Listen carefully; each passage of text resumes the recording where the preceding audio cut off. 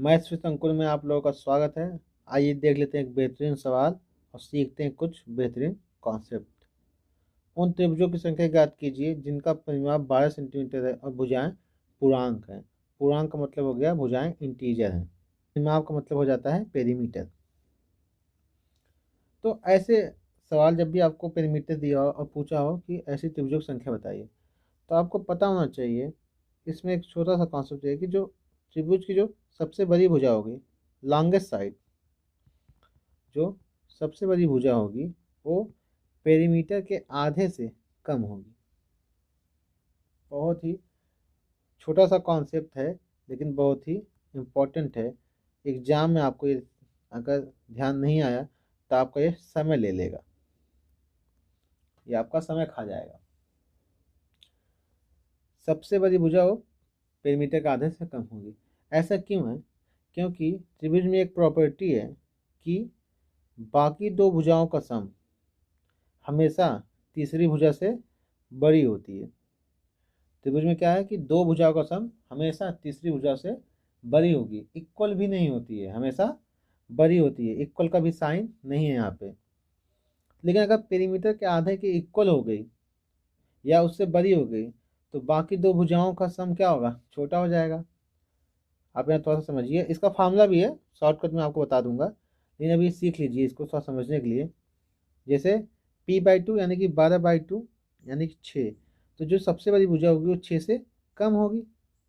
अच्छा, ऐसा क्यों है? अगर आप सोचिए यहाँ पे मैं 6 ले लूँ सबसे बड़ी भुजा, अगर मैं 6 लिया तो बाकी दो भुजाएं जो होंगी हमें नहीं पता क्या होंगी, लेकिन वो 6, उनका सम क्या होगा? 6 होगा, क्योंकि परिमाप तो फिक्स है 12। अच्छा, 6 होगा। अच्छा, बाकी दो भुजाओं का जो सम था वो 6 आया और तीसरी भुजा के इक्वल आ गया, तो इस प्रॉपर्टी को क्या हो गया? फेल कर दिया। अच्छा, इसको हम 7 ले लें तो बाकी दो भुजाओं का सम कितना आ जाएगा? 5। अच्छा, दो भुजा का सम तीसरी भुजा से छोटा आ रहा है, ये तो बहुत बड़ी गलती हो जाएगी। यानी कि ये क्या हो गया? हम 6 यानी कि पेरीमीटर के आधे से कम ही ले सकते हैं, न तो इक्वल ले सकते हैं न तो ज़्यादा ले सकते हैं। ये समझने के लिए तो आप समझिए इस चीज़ को कि हमने ऐसा क्यों माना।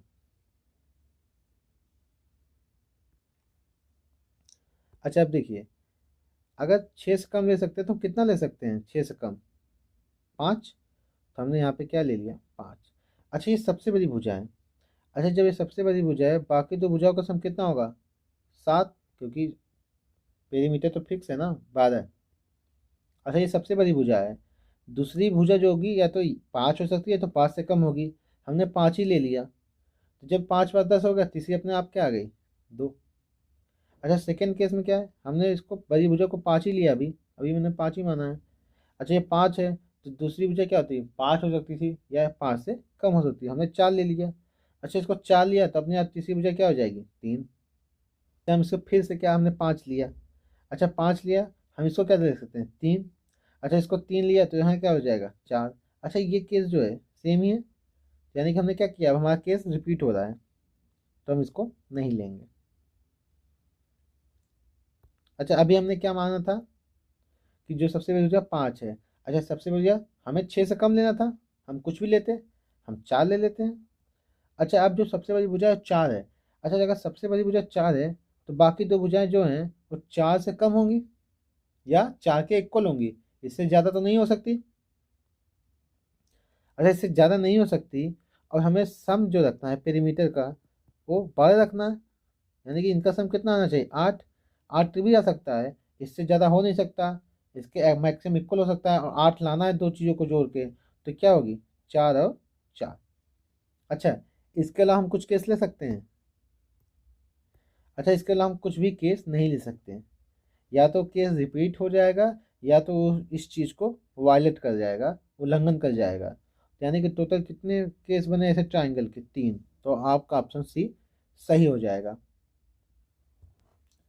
अच्छा, अभी आपने बहुत ही बेसिक से देख लिया, लेकिन अगर मान लो बहुत ज़्यादा आइटम है, मान लो पेरीमीटर दिया है 25, 75, 60, तब ऐसे ऐसे केस फाइंड करना क्या होगा? कठिन होगा हमारे लिए, क्योंकि 7 से कम मान लो 30, अब 30 से कम तो बहुत हो सकते हैं भैया। 29 लिया, अब बाकी को सेट किया आपने कि 31 आए सम, तो बहुत सारे केस बनेंगे, सबको तो हम काउंट नहीं कर सकते ना। तो हमें कोई फार्मूला चाहिए, ट्रिक चाहिए।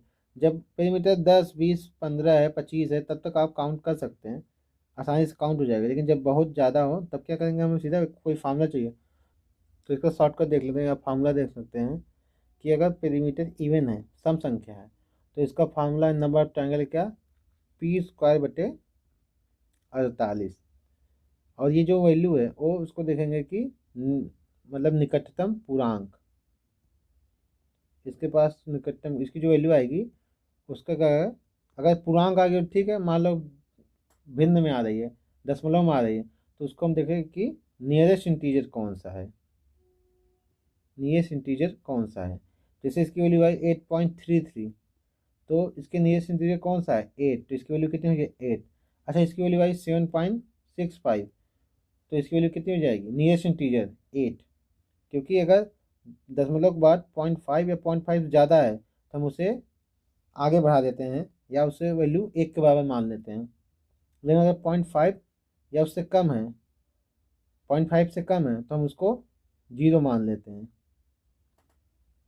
नियरेस्ट करने का मतलब है, ऐसे आप समझ सकते हैं। जैसे 7.22, 7.33, 9.97, 9.49। अच्छा, 9.49 अगर हम पूछूँ नियरेस्ट इंटीजर या निकटतम पूर्णांक, तो 9 होगा। अच्छा, यही 9.51 के नियरेस्ट पूछूँ तो 10 होगा। जब दशमलव के बाद 0.5 या उससे ज़्यादा वैल्यू हो तो उसको हम एक पूर्णांक आगे बढ़ा देंगे। अच्छा, जब 0.5 से कम होगा तो उसको हम जीरो तुल्य मानेंगे। जैसे 7.22, इसको हम गायब कर देंगे, इसको हम जीरो मान लेंगे, केवल 7। अच्छा, 7.33, इसको भी हम जीरो मान लेंगे। अच्छा, 9.97, तो हम इसको क्या मान लेंगे, एक मान लेंगे, तो एक इसमें जुड़ जाएगा, तो इसकी वैल्यू कितनी आ जाएगी 10। तो आप निकटतम पूर्णांक का मतलब समझ गए होंगे। ये कब है केस, जब ये इवन नंबर है, यानी कि सम संख्या है पेरीमीटर। अच्छा, ऑड का भी होगा, उसको भी देख लेते हैं। अच्छा, पी ऑड है यानी कि विषम है, तो उसका फार्मूला क्या होता है, p+3 का होल स्क्वायर बटे 48। इसमें भी क्या देखना है, हम नियरेस्ट इंटीरियर यानी कि निकटतम पूर्णांक क्या है।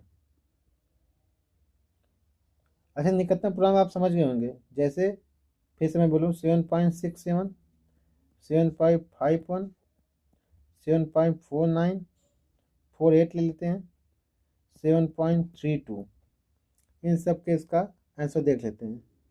अच्छा, जब भी देखिए 0.5 से कम है तो उसको हम जीरो ही मान लेंगे, इसको हटा देंगे। 7.32 है, इसको हम जीरो मान लेंगे।